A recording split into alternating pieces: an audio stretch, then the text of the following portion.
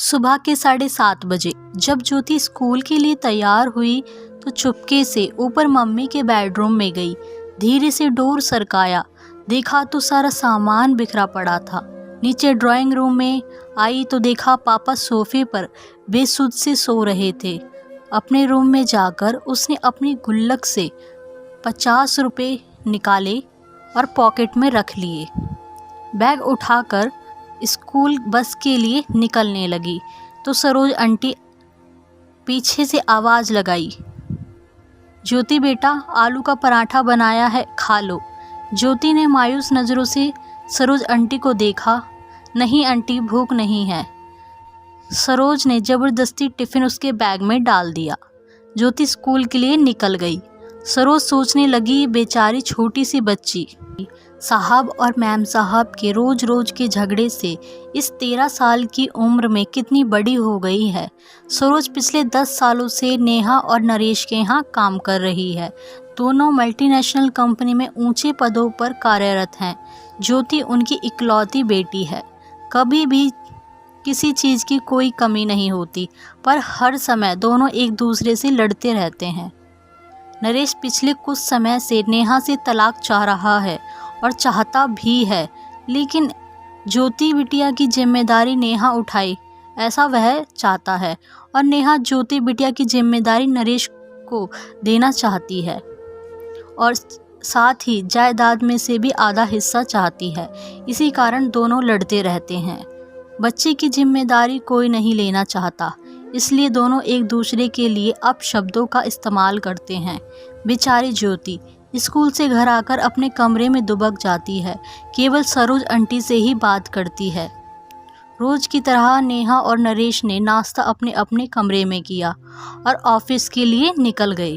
करीब 12 बजे स्कूल से कॉल आया कि जल्दी से हॉस्पिटल पहुंचो, ज्योति को चोट आई है। हॉस्पिटल पहुंचकर पता चला कि ज्योति बहुत ऊपर से सीढ़ियों से गिर गई है। आईसीयू में रखा गया है। ऑपरेशन की तैयारी हो रही है। सिर में बहुत गहरी चोट आई है।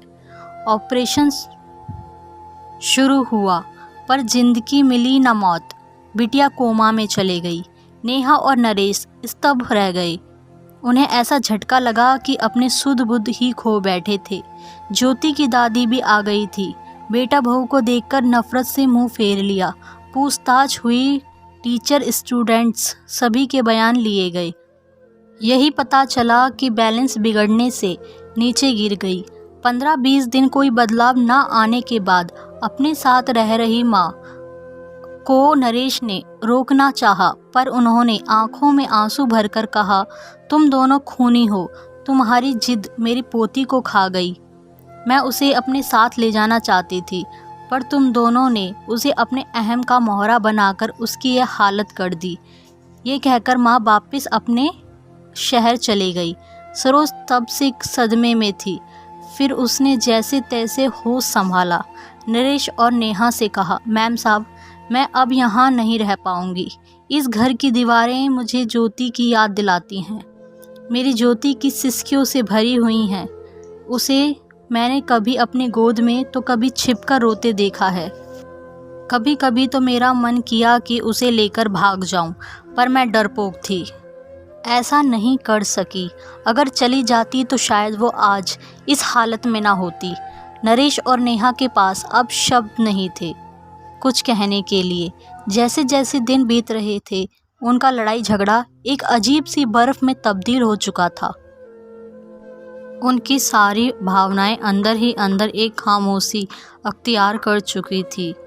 सारा दिन बेमन से दोनों ऑफिस का काम करते, हॉस्पिटल में एक एक दिन अकेले ड्यूटी देते। बैंक में पड़े पैसे, ज़मीन जायदाद सब बेकार से लगने लगे थे। 3 महीने बीत चुके थे। संडे का दिन था। बड़ी मुश्किल से नेहा ने ज्योति के रूम में जाने की हिम्मत जुटाई थी। वैसे भी महीनों महीनों दोनों उसके कमरे में कदम तक नहीं रखते थे। कैसे माँ बाप थे वे दोनों। उसका रूम, उसका बेड, तकिया, उसकी किताबें, उसकी पेंसिल, पेन, स्कूल बैग सब वैसे ही रखा था। अलमारी खोली तो उसके कपड़े नीचे गिर पड़े। उसका हल्का ब्लू नाइट सूट जिसे वह अक्सर पहना करती थी। नेहा रोते हुए अलमारी से सामान निकालने लगी। तभी उसके हाथ एक ब्लू कलर की डायरी लगी। उसने कांपते हाथों से उसे खोला। आगे के कुछ पेज फटे हुए थे। पेज दर पेज टूटे दिल की दास्तां छोटे छोटे टुकड़ों में दर्ज थी। मम्मी पापा, मैं आपको डियर नहीं लिखूंगी क्योंकि डियर का मीनिंग प्यारा होता है। पापा, आप मम्मी को कहते हो कि तुम्हारी बेटी, और मम्मी आप पापा को कहते हो तुम्हारी बेटी। आप दोनों ये क्यों नहीं कहते कि हमारी बेटी? अगले पेज पर था, पता है जब मैं मामा जी के घर जाती हूँ, मामा मामी मुझे बहुत प्यार करते हैं। मामा अनु को जब प्यार से बच्चा बुलाते हैं तो मुझे ऐसा लगता है कि क्या मैं प्यारी बच्ची नहीं हूँ। मम्मा, मैं तो आपका सारा कहना मानती हूँ, फिर भी आपने मुझे कभी प्यारी बच्ची नहीं कहा। अगले पेज पर था, मम्मी जब मैं बुआ के घर जाती हूँ तो बुआ मुझे बहुत प्यार करती है, पर खाना नक्श की पसंद का बनाती है। मम्मा, मुझे भी राजमा बहुत पसंद है। मैंने कहा था कि आप बनाओ, पर आपने कहा मुझे तंग मत किया करो, जो खाना है सरोज आंटी से बोला करो। पता है मम्मा, मैंने राजमा खाना छोड़ दिया है, अब मन नहीं करता। अगले पेज पर था, पापा मैं आपके साथ आइसक्रीम खाने जाना चाहती थी, पर आपने कहा आपके पास फालतू चीज़ों के लिए टाइम नहीं है। पापा, जब चीनू मासी और मौसा जी मुझे और विपुल को आइसक्रीम खाने ले जाते थे तो फिर वो क्यों नहीं कहते कि उनके पास इन सब चीज़ों के लिए टाइम नहीं है। पता है मम्मी, मैं अपने घर से दूर जाना चाहती हूँ, जहाँ मुझे ये ना सुनाई दे कि ज्योति को मैं नहीं रखूँगी, जहाँ पापा के चिल्लाने की आवाज़ ना सुनाई दे। पापा, अगर मैं बड़ी होती तो मैं आप दोनों को कभी परेशान नहीं करती, खुद ही चले जाती। मैं तो आप दोनों से बहुत प्यार करती हूँ। पापा मम्मी, आप दोनों मुझे क्यों नहीं प्यार करते? एक पेज पर था, I love you Saroj aunty, मुझे प्यार करने के लिए। जब मुझे डर लगता है तो आपने मुझे अपने पास सुलाया, मेरी हर बात सुनी। और अंतिम पेज पर था, दादी आई लव यू, आप मुझे यहाँ से ले जाओ, आई प्रॉमिस कभी तंग नहीं करूँगी। नेहा डायरी को सीने से लगाकर जोर जोर से रो पड़ी। नरेश भी उसके रोने की आवाज़ सुनकर वहाँ पर आ गया। नेहा ने डायरी उसे पकड़ा दी। पेज दर पेज पलटते हुए उसके चेहरे के भाव बदलते जा रहे थे। वह खुद को संभाल नहीं पाया और ज़मीन पर बैठ गया। नेहा रोते हुए बोली, नरेश पता है वो एक्सीडेंट नहीं, आत्महत्या थी, सुसाइड था।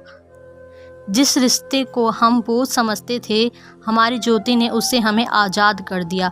नरेश, हम दोनों ही अपनी बच्ची की इस हालत के कसूरवार हैं। नरेश भी नेहा को गले लगाकर फूट फूट कर रोने लगा। अचानक ही उसी समय नरेश का फ़ोन बजा और नेहा के मोबाइल पर एक SMS की टूं की मैसेज की आवाज़ आई। दोनों ने अपने आप को संभालते हुए फ़ोन उठाया। हॉस्पिटल से ही फ़ोन था। जब तक नेहा नरेश की बातचीत सुनती, उसके अपने फ़ोन में भी SMS खुल चुका था। पढ़ते ही नेहा के मुंह से अचानक निकला, मेरी प्यारी बिटिया को होश आ गया। यही शब्द नरेश के मुंह से भी निकले थे। एक साथ दोनों के स्वर, चेहरे पर खुशी कमरे में गूंज उठी। यह कहानी हर उस घर की है जहां माँ बाप बच्चों के सामने लड़ते रहते हैं।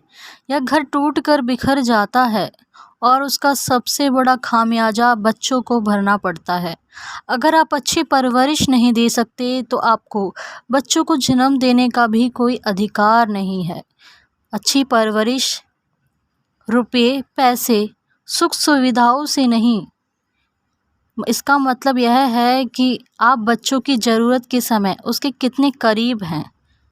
उसे महंगे खिलौने या सुख सुविधाएं नहीं, बल्कि आपका साथ, आपके साथ खेलना कूदना, मस्ती करना, आपका लाड प्यार अपने बच्चे को करना, उसे समय देना है। अगर आपको वीडियो अच्छी लगी हो तो लाइक करें, चैनल पर नए हैं तो सब्सक्राइब करें। धन्यवाद।